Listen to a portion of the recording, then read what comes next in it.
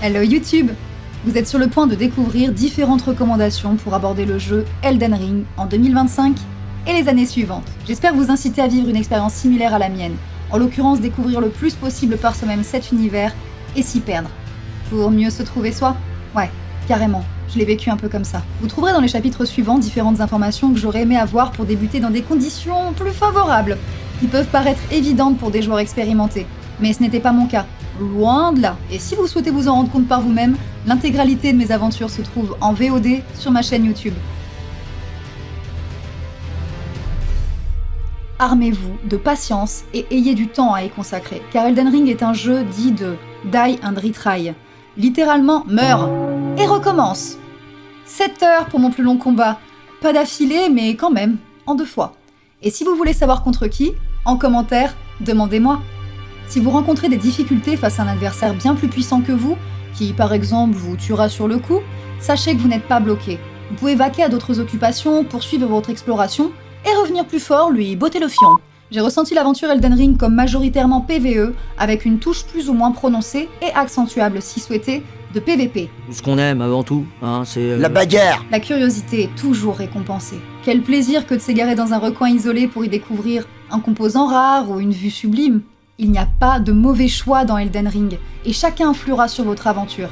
Ce ne seront ni les mobs, ni les boss, ou encore vous-même, le pire ennemi dans ce jeu, mais bel et bien la gravité. Et si vous êtes sceptique, mes best-of de monitrices parachutistes sans parachute sont la référence YouTube. Le choix de votre personnage de départ n'influence pas le gameplay par la suite. Par exemple, vous pouvez débuter avec un samouraï, mais jouer avec des armes à distance. C'est la lettre G qui est attribuée par défaut pour découvrir la carte du monde. On peut d'ailleurs créer des repères, ça aide bien à se fixer une direction dans l'immensité du jeu. Cette information est destinée à celles et ceux qui vont jouer clavier-souris, ce que j'ai fait, vous avez le choix. Manette ou pas, apprêtez-vous à devenir des professionnels de la roulade.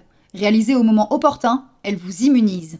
Les runes sont à la fois une monnaie pour acheter différents objets ou services, mais aussi la ressource qui vous permettra de monter de niveau et augmenter vos caractéristiques auprès d'une grâce.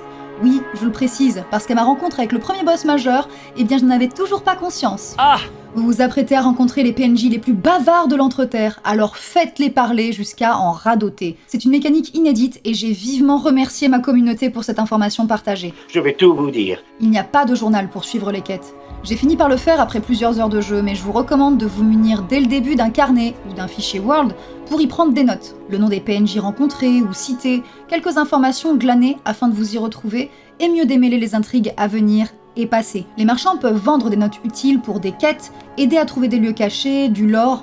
Oui, je l'ignorais, et lorsque je m'en suis rendu compte, il était trop tard pour certains événements malheureusement. En parlant de lecture, je vous recommande très vivement de lire le descriptif des items que vous lootez, ou que vous vous apprêtez à acheter. Vous l'aurez compris, certains items ou armes vous seront utiles à des moments précis, et surtout les descriptions peuvent vous donner envie de vous essayer à de nouveaux gameplays, mais nous verrons tout cela plus en détail dans la vidéo suivante. Lootez tout ce que vous trouverez. Oui, c'est un ordre.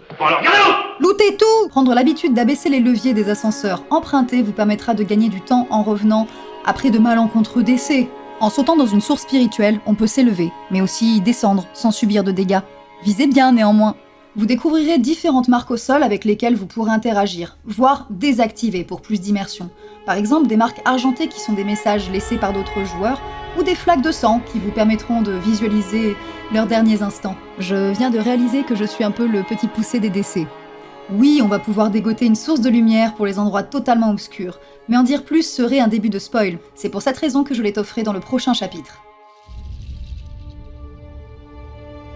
La lanterne. Je dois bien avouer que j'ai apprécié que ma communauté me fasse remarquer que je pouvais l'obtenir, car elle était sous mes yeux. Je n'y avais pas fait attention et cela facilite clairement la suite de nos aventures. Je vous dis où dans le prochain chapitre? Vous noterez cette précieuse information sur votre carnet dédié à Elden Ring, à n'en point douter. Les grâces sont les lieux de repos où vos flacons de vie et de mana se régénéreront. Lorsque vous en apercevez une, pas besoin de s'y reposer, mais au moins de la découvrir, car si par malheur vous venez à décéder, c'est à la dernière touchée que vous reviendrez. Sans runes. Faites de votre mieux pour retrouver votre corps afin de les récupérer, sinon elles seront perdues pour de bon. La carte du monde deviendra plus précise lorsque vous vous rendrez aux obélisques qu'on y distingue et que vous y récupérerez ces fragments. Les flammes, flèches, entre les grâces, indiquent la direction de la trame principale. Ne vous empêchez surtout pas pour autant d'en diverger. Certains événements ou rencontres ne seront réalisables que la nuit par exemple dans Elden Ring, et le temps peut être avancé en vous reposant à une grâce. Ah, le misclick. J'ai eu la chance d'en faire un au bon endroit dans un donjon. Mon personnage a fait une roulade qui m'a révélé un passage caché. Les marques argentées au sol peuvent clairement induire en erreur, mais aussi être bien utiles, et pas uniquement grâce à la teneur du message. Oui, on peut changer la répartition de nos points de compétence au cours du jeu, mais ça se mérite, ou s'achète. Il y a un ascenseur avec un détail vraiment important. J'aurais pu manquer une partie du jeu incontournable si je ne m'étais pas spoil malgré moi. Je vous le dévoilerai dans la prochaine partie de la vidéo. Puisse cette lumière vous éclairer dans les endroits sombres où toutes les autres seront éteintes. Cette lanterne peut s'acquérir auprès de 2 marchands. Retenez bien leurs emplacements.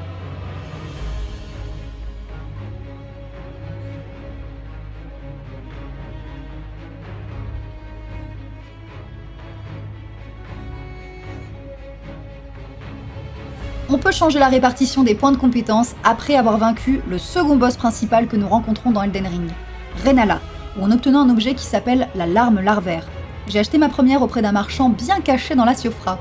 L'ascenseur que j'ai mentionné précédemment est le grand ascenseur de Rold. Si vous avez obtenu le médaillon secret de l'arbre sacré, il faut changer d'action pour débloquer un passage vers une nouvelle zone. Je vous recommande d'emprunter l'ascenseur en brandissant le médaillon pour une balade enneigée dans la zone des géants, puis de revenir changer d'action et brandir le médaillon secret. Direction une nouvelle zone à explorer. Les moustiques.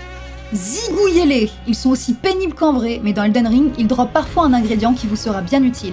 Je vous ai parlé des marques argentées, mais vous en rencontrerez également des dorées. Celles-ci vous permettront d'invoquer des PNJ afin de vous aider au combat, face à un boss ou à l'orée de certaines zones. Attention, leur nombre influence les points de vie du boss affronté. À vous de faire vos expériences, seul ou accompagné. Vous aurez la possibilité de chevaucher le fidèle torrent en monture. Ça va, je suis coincé.